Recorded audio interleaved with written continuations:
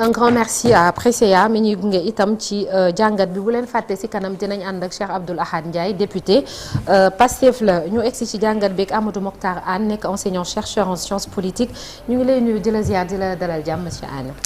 maa ngi leen di fay di leen sant aussi di leen remercier ci invitation bi. merci beaucoup alors jàngat bi tey ci wàllum politique la ñu bëgg a taxaw ci kenn koo xam ne li ñu koy dégg yëpp fan yi bëri na muy Thierno Alassane Sall ci ay dossiers yu bëri rawatina ci wàllum koom il pose le débat ak ñi nga xam ne ñoo jiite réew mi jamono ji ba tax ñenn ñi sax xaw a samp laaj parce que dañoo gis ni ñu bëri ñu daan gis ci espace politique bi dafa mel ni comme si dañ koo xaw a déserté wala dafa am leneen lu xew bien vrai que ancien ne bokkoon ci ancien régime bi am na ñu nekk ba tey ci kanam di poser ay débat mais ndax est-ce que mën nañu jàpp fi ñu toll nii Thierno Alassane Sall ci instant bii nii moom mooy chef de l'opposition wala c'est juste un contexte. waaw mais c'est une question vraiment pertinente je pense que avant ñu ciy répondre mën nañu def benn effort sémantique. Oui. Déjà am na nuance bu ndaw entre chef de l'opposition ak leader de l'opposition Sénégal dañ ciy wax lu bari boo leen koy seetlu je pense que nuance boobu équivoque boobu boo ko relever d'abord xam naa di nga mën a tontu ci question bi. D'accord. D'abord chef de l'opposition c'est en général plus formel qui est accompagné d'un cadre légal boo demee yenn dëkk yi surtout de tradition anglo-saxonne. Constitution bi wala am na ay textes yoo xam ni ñoom ñoo koy régir day dépendre aussi parfois ci résultats yi nga am ci élection yi li nga peser. Cas bu ndaw rek ma def digression. Là bu doon au Sénégal avec Amadou Ba. En ce moment dégguñu ko mais résultats yi mu jotoon a am ak yooyu noonu peut-être dialogue politique bi ñu defoon et tout modalité yi bu ñu ñëwoon dañ ne yow kat résultat bi yow yaa toppoon ci. Comment dirais-je le président Diomaye. Oui. Donc bu ñu ko constitutionnaliser wala ñu def ko mu formel dina nekk chef de l'opposition ça en général textes yi dañ koy prévoir ça dépend aussi ci pays. Mais leader de l'opposition en général nag c'est un concept un peu fourre-tout c'est-à-dire day dépendre parfois ci résistance farouche bi nga indil gouvernement bi en ce moment parce que mën na changer Thierno Alassane par exemple bu nekkee en léthargie dans quelque temps keneen jógaat kooku mën nañu ko woowee aussi leader résistance bi ak aussi charisme bi ak li ngay représenter donc loolu noonu équivoque boobu noonu peut-être il fallait voir cette nuance maintenant Thierno Alassane aussi il est en train de combler un vide. Parce que on voit que opposition bi parfois nit ñi ne non débat de bas étage la ñu ngi wax ci saagu première dame et tout mais c'est de bonne guerre en politique moom amul arme parfois conventionnelle. On peut comprendre sur le plan réaliste mais aussi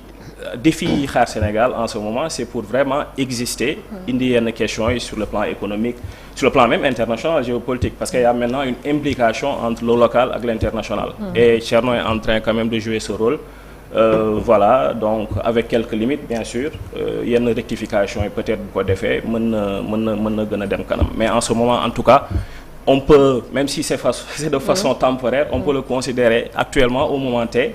que c'est le leader de l'opposition voilà c'est ça. Parce que ça a changé un peu am na ay jamono yoo xam ne ñeneen lañ doon wax amoon na ay jamono dañ daan tudd Bougane Gueye Dany dem nañ ba ci kanam di tudd keneen et tout donc peut-être comme ni nga ko waxee question de contexte la et tout n'est-ce pas. Exactement en plus sujet muy traité temps yi nii xam nga ak nekkoon aussi doon gérer les flux énergétiques yooyu noonu c'est quelque chose gis nañu échange yu mu am ak Jean-Michel et tout donc gis nañu aussi voilà finance donc c'est quelque chose boo xam ni c'est actuel et il est en train de le faire donc nag léegi l'autre défi est que les questions d'ordre public wala les questions touchant au Sénégal ou aux Sénégalais ne se résument pas tout simplement à des trucs énergétiques ou budgétaires. Il y aura aussi d'autres défis il y aura la diplomatie, il y aura même le sport et la culture pourquoi pas. Et là nag dañ xam ni s'il est transversal s'il peut gérer dina mën a sol bu boobu ba mot ko sëkk. lu ko may selon vous peut-être avantage boobu ba subitement mu am posture boobu quoi ba ni c'est interrogé sur le fait que mu nekk leader de l'opposition. Xam nga opposition bi surtout bu ñu jëlee ay kawu Barthélémy Diaz gis nga ils ont vraiment laissé des plumes après élection yi passées donc moom gis nga juridiquement donc am na ñu naan c'est légal c'est pas légal donc loolu beneen débat la mais gis nañ ni il a été écarté donc c'est ça ou bien par des moyens conventionnels je reprends le terme donc nekkatu fi gis nañ ni aussi Bougane moom il l'a dit lui-même mooy bi muy dawal image boobu oto bi gars yi ne ko déggatuñ la mu ne il y a un moment pour faire de la politique au sens acception ou conquête de pouvoir exister médiatiquement am na temps aussi yoo xam ne damay liggéey parce que man je suis un homme d'affaires voilà donc ñooñu noonu ñëpp reculer alors que Thierno moom mu ngi assemblée nationale Bougane nekkul assemblée nationale foofu turbine la déjà Barthélémy nekkul assemblée nationale et puis aussi moom question yi nga xam ni en ce moment ñoo gën a virulente au Sénégal ça touche mën nañ jàpp ni domaine am la quoi donc en ce moment moo tax muy gérer loolu noonu et puis contexte bi aussi c'est favorable à ce que mu gën a génn parce que am na yenn haute cour de justice par exemple mu ngi def yenn liggéey am na ñenn ñoo xam ne aussi il se cherche parce que génn ci aussi ci défaite après élection vous devez vous chercher parfois c'est un peu compliqué alors que moom même bu dee plus fort reste la génne am na légitimité pour exister médiatiquement donc c'est tout à fait naturel mu toog ci télé bi wala occuper espace médiatique bi est-ce que du aussi ñi nga xam ne ñoom ñoo fi nekkoon peut-être ni ñu amee ni ñu nërmeeloo ci élection yi passé moom moo tax ba xaj na moom muy gën a feeñ contrairement à ñoom ndax gis nañu de l'autre côté aussi APR gis nañu ay ñoom Pape Malick Ndour ak ñoom Amidou Anne ñu ngi poser peut-être les mêmes débats que lui mais apparemment nit ñi moom la ñuy gën a déglu ndax stratégie bi elle est payante ou impression lañ am wala lan la. pour l'instant c'est payant mais bu ñu fàtte turbine yi ñoom yan turbine la ñuy utiliser. kii assemblée nationale la nekk. oui donc exposition boobu day am plus de légitimité aussi même si je suis pas en train de minimiser Pape Malick le fait mu dellu ANSD et tout donc c'est un fonctionnaire de l'État tous ces postes-là se valent donc on comprend ñoom ñëpp mais kii légitimité bi mu am aussi moom mooy. représentant c'est un élu et puis régulièrement aussi surtout temps yi avec on voit que le premier ministre day ñëw mooy question au gouvernement yi et tout donc même si bee passé boycotté na ko mais am na occasion quand même bu ñeneen ñi amul c'est-à-dire c'est comme image ma lay jox boo ma doon invité tout le temps télé alors que doo invité ñeneen ñi donc man je suis plus exposé et bu ñu fàtte aussi comme je l'ai dit tout à l'heure il y a aussi d'autres membres de l'opposition qui sont en train de se chercher l'APR en ce moment kenn mënu la ban ligne la jël par exemple c'est pas clair dans nos têtes Bougane et les autres aussi mënuñu la wax ban ligne lañ jël c'est pas clair dans notre tête et puis c'est normal aussi ils sont en train de se chercher et puis politique yenn saa yi dëgg la gaaw na mais dafa ànd ak patience Karim Wade aussi par exemple kenn déggatu ko donc Thierno yéen a ma gën a xam li ma leen di wax mais trop de communication parfois aussi tue la communication donc il doit de temps en temps parfois peut-être xool yenn questions yi diversifier ko wala de temps en temps aussi bon mu xaw a teggi tànk parfois def recul stratégique comme on le dit pour mieux attaquer mais en tout cas le temps en ce moment est propice pour Thierno Alassane Sall. est-ce que son parcours n'a pas un peu joué tamit maanaam avant ci ba mu nekkee ci président Macky Sall ak ni mu fa génnee ak durant temps bi nga xam ne régime bi passé ñu ngi fi woon est-ce que loolu tamit joué wul parce que gis nañ ne même avant c'est la même parti bi di Pastef avant ñuy accéder au pouvoir itam jamono jooju itam dañ ko daan dégg. bien sûr oui loolu joué na mais li gën a joué waat aussi mooy Thierno mën nga ko critiquer lu ne mais il est constant. il est constant constance am déjà mu ngi fi peut-être benn ci critique yi dañ koy wax mooy xam nga un homme politique c'est comme un produit booy vendre n'est-ce pas il y a une expression un peu bon que je tire un peu du milieu du showbiz on dit il faut rendre l'homme politique sexy. Alors que Thierno il est un peu parfois donc mu ngi ci mutisme boobu rigidité bi mais boo ko génnee loolu noonu am na benn qualité boo xam ne constance la même si du am yenn score yi tout le temps mu ngi koy lijjanti plus fort reste jàll et tout parcours am beneen bi aussi sur le plan technique Thierno n'est pas n'importe qui am na xam-xam donc même ñi nga xam ne ànduñoo ak moom xam nañ parcours am ASECNA ak leneen milieu étudiants yi aussi meneur de grève au lycée Malick Sy donc voilà nit la koo xam ne am na yenn conviction yi loolu parcours boobu aussi am na ci mais beneen bi aussi bu ñu fàtte du ma ne dafay utiliser réseau wu APR mais quand Macky Sall faisait ses tournées ak leneen avant muy falu donc Thierno am na def na maillage territorial donc loolu noonu day jouer avantage la aussi bu mu am gis nañ ko tamit mooy concernant dossier bii nii muy A Power beeg Azer directeur général Azer bi tout le temps moom chaque fois bu defee benn sortie kooku tam da koy woo pour ñu débattre et tout mais on voit tout le temps que presque daanaka du ko tontu ñi muy tontu mooy xañ na ay kilifa lu ci ñi ko gën a féete kaw comme ministre des finances wala comme premier ministre wala comme président de la république loolu tamit est-ce que stratégie la bu baax la parce que on parle encore de son parcours. C'est ça ici deux visions s'opposent. xam nga dëkku tubaab bi foofu am nañu je suis pas en train de minimiser nos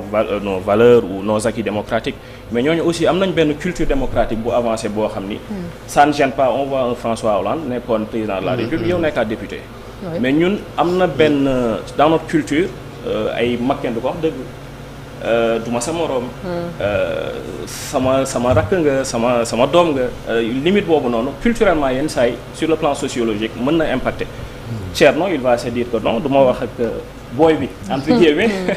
donc je vais parler à ces leaders alors que dans les autres pays da ngay gis benn koo xam ni cadre jeune la mais il débat avec un premier ministre donc loolu noonu aussi peut-être c'est culturel peut-être aussi maturité démocratique la bu ñu war a kii mais aussi Jean-Michel bon je le connais pas trop mais li may jot a suivre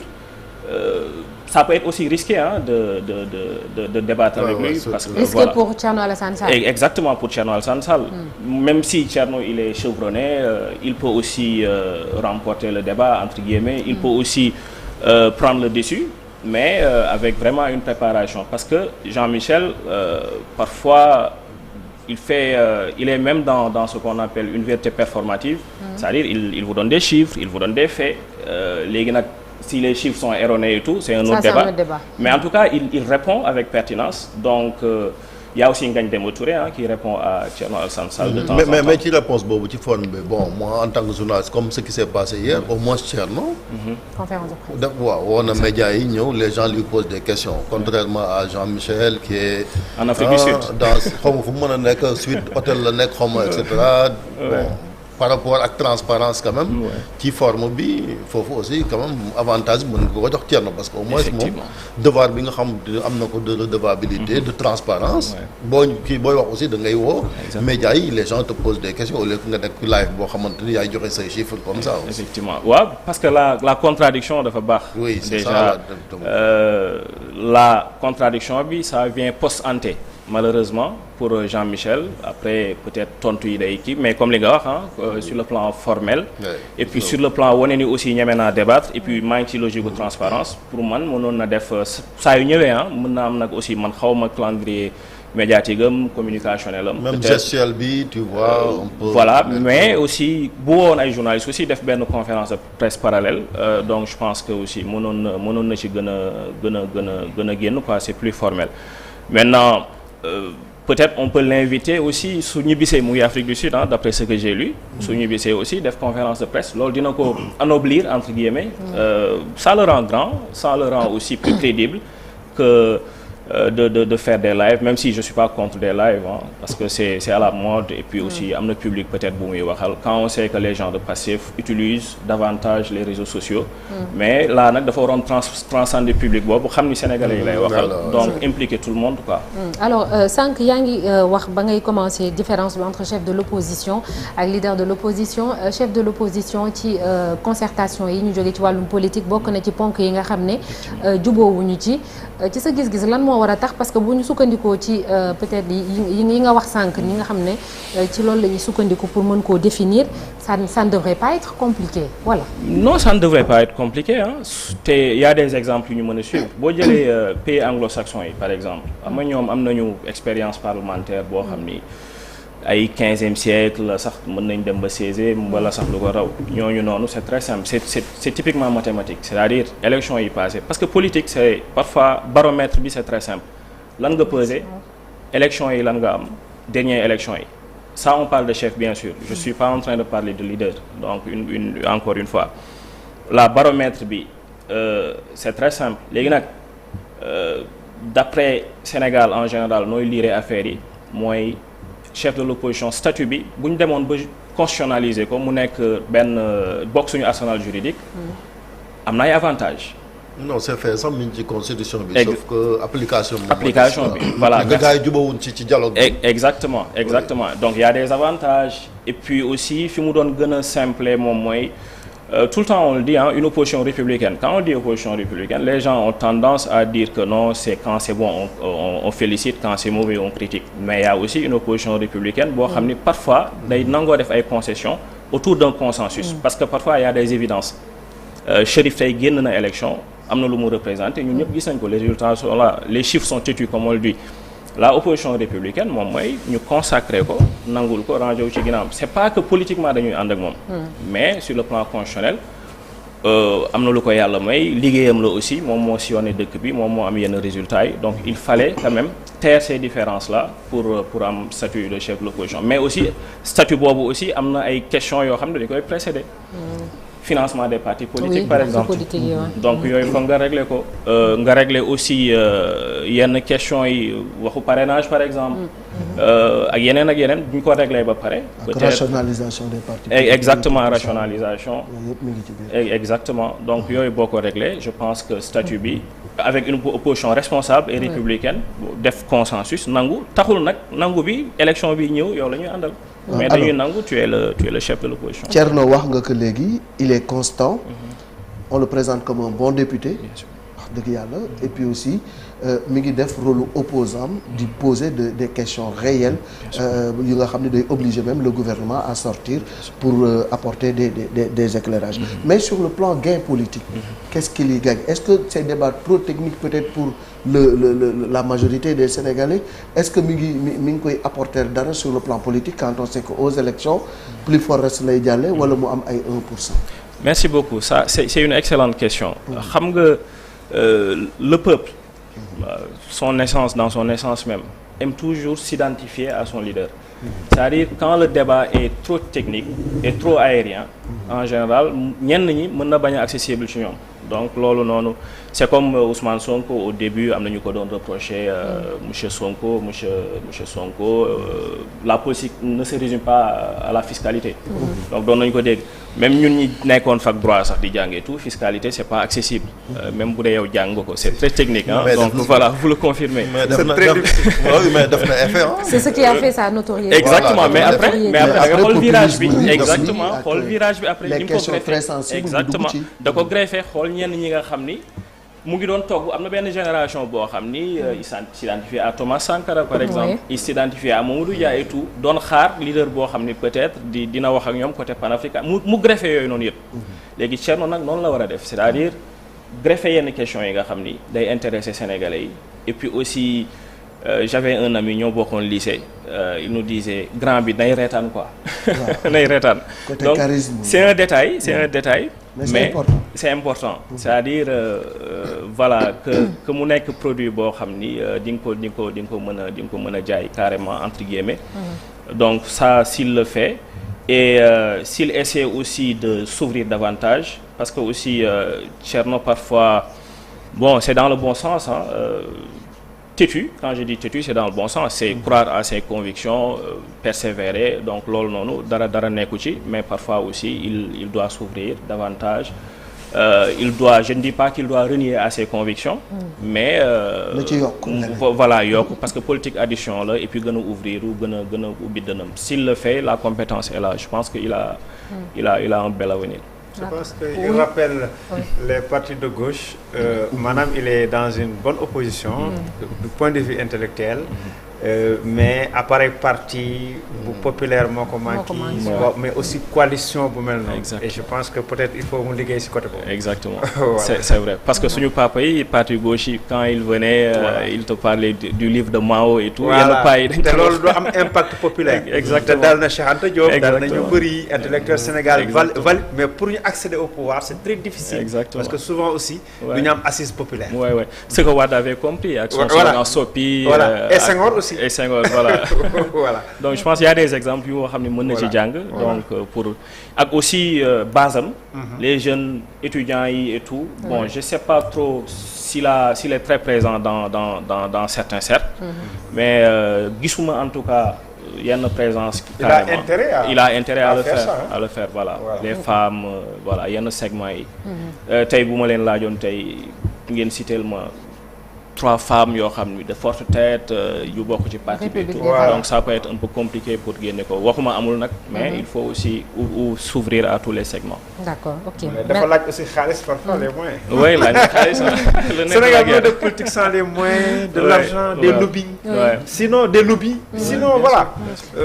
da ngay limité wu. Bien sûr. Peut-être la dernière question monsieur Anne mooy jamono ji ci kujje gi fii ci Sénégal peut-être à part ñu ki ñu doon waxtaanee Thierno Alassane Sall ak ñenn ñuy génn fenn ñan lañ mën a jàpp ni vraiment ñoom ñooy incarner opposition bi jamono ji tudd nga sànq Amadou Ba mi ñëwoon 2e ci élection présidentielle bi mais daanaka kenn dégguñu ko ñenn ñi sax ñu ngi wax benn frilosité bu mu am pour génn et puis on se pose des questions sax ci loolu. Barth qui essaie de rebondir aussi. Oui, il y a ça. Barth aussi qui a été sévèrement. C'est ça, je vais vous surprendre un peu. Déjà, premier opposant nguur gi la déjà. Gis nañu déjà. Gis nañ les sorties en interne, même si parfois c'est par souci de transparence et puis c'est de bonne guerre. Mën nañ critiquer sortie Guy Marius Sagna par exemple, bu dee nee nga cohérence nga bëgg discipline de parti, mais ça participe aussi à la revitalisation de la démocratie représentative. Qui est en ce moment, je dirais pas mourant, mais qui est en léthargie. Donc côté boobu noonu dina tax Sénégalais yi intéressé waat à la chose politique. Je vois que léegi nit ñi ñu ngi lire conseil des ministres kii bi comment dire communiqué bi c'était des choses parfois journal aussi yenn saa yi bon ak yeneen ñu ngi intéressé donc loolu noonu baax na démocratie interne. Donc première opposition entre guillemets loolu opposition la déjà mais beneen bi. Bon, il y a Pape Malick Ndour qui essaie d'exister médiatiquement, qui essaie aussi de faire des efforts, même si parfois ñu ne le chiffre yi muy indi ak leneen c'est de bonne guerre. J'ai vu Bamba, comment il s'appelle, Bamba qui gère Boas ou Box quelque chose comme ça. Bamba, oui, c'est ça, de Pastef, qui dément ces allégations avec des chiffres. Nous ngi essayé. Thierno Bocoum aussi mu ngi essayé. On voit qu'il fait des publications très intéressantes, mais aussi appareil bi aussi dafa des parcelle gis nañu résultats yi et tout. Moom aussi ñoom waroon nañu mën a booloo quoi mënoon nañu ànd même si après Thierno ay Thierno Bocoum les deux Thierno àndoon nañu. mooy aar boobu noonu. Mais profil yi moment boobu noonu dañoo nuroo woon boo seetloo. Profil yi dañoo nuroo woon nañu donc plus-value bi du am carrément parce que c'est comme le tandem Diomaye Sonko parfois il est un peu chaud qu'il est un peu plus sur le plan tact liñ naan mat ëf ak leneen profil yi dañuy complémentarité quoi donc mais loolu noonu aussi c'était un petit problème mais je pense que opposition bi en ce moment patience moo war a doon seen allié. Parce qu'il y a des questions avec le temps parce qu'il y a des questions compliquées en ce moment. Comme lesquelles? Déficit budgétaire bi ak leneen nawet baa ngi ñëw. inondation yi. mbay mi dundu bu cher bi. exactement dundu bu cher bi ak yeneen voilà. ak xaalis bor yi ñuy leb. Voilà situation bi c'est un peu compliqué. Mais am na ñoo xam ne aussi y a benn épée de Damoclès mooy l'édition des comptes maanaam ñi nga xamante ñoo nekkoon ci ancien régime bi waaw ñooñu. tàllal leen mooy frilosité bi ñu wax ci yenn yi. voilà il y a tous ces facteurs là donc patience rek moo mën a doon seen kii bon ce que je vais dire c'est un peu machiavélique ñun bëgguñu nguur échouer mais opposition aussi même buñ ko waxul c'est machiavélique ce que je veux dire c'est un peu méchant. Mais c'est la réalité de la politique. C'est le réalisme. dañuy xaar échec boobu la ñuy xaar. Exactement. beneen bi aussi seen beneen peut-être allié moom mooy gouvernement bi am na ay actes yooyu dul ànd ak ñoom mais ñu ngi poser yenn actes yu forts yi mais seen communication parfois day des pour ñu rendre ko visible. loolu noonu aussi allié wu opposition bi la donc boo gisee li ñuy def ci mbirum ndox mi mbay mi ak yeneen yi. ñu ngi poser yenn actes yi mais parfois nit ñi sax mën nañ ko bañ a yëg. donc loolu noonu yëpp je pense que c'est des facteurs qui pourraient un peu aider l'opposition. Même si pour le moment ça peut être hasardeux. De faire des prédictions. mais pour nga gën a am lisibilité politique foog ñu xaar. élection wala sax 2026. voilà 2026 fin 2026 exactement. mi-mandat quoi. local dañu am habitude di ko reporter. voilà en tout cas c'est ça. et puis li Guy Marius Sagna di def. ça montre également que boo leen di critiquer nguur gi ça ne veut pas dire que da nga leen bañ ak yooyu. c'est-à-dire que Sénégalais am nañ droit également di leen critiquer et surtout am nañ obligation. di leen critiquer pour que ñoom ñuy redresser di joyanti di jubbantiku comme ni ñu ko waxee ñoom et c'est important di leen wax ni nii gënul bu ñu defee erreur même bu ñu defee lu baax aussi nga wax ni def lu baax la je pense que Guy Marius Sagna noonu la def su sigem gii moo ko def waxuma laak nag les autres Sénégalais les sociétés civiles bi les journalistes les opposants mais ñëpp dañu war a taxaw également di veiller di nekk ci alerte te loolu aussi c'est important. D'accord. Merci beaucoup merci Amadou Mokhtar Anne enseignant chercheur en sciences politiques ñu ngi lay sant di la gërëm bu baax. maa ngi leen di sant aussi di sant ñuy seetaan et puis ça fait un plaisir d'être là. Plaisir grandement partagé merci jërëjëf. Merci beaucoup. Bon week-end à vous. Merci. ñu jàll ci ponk bu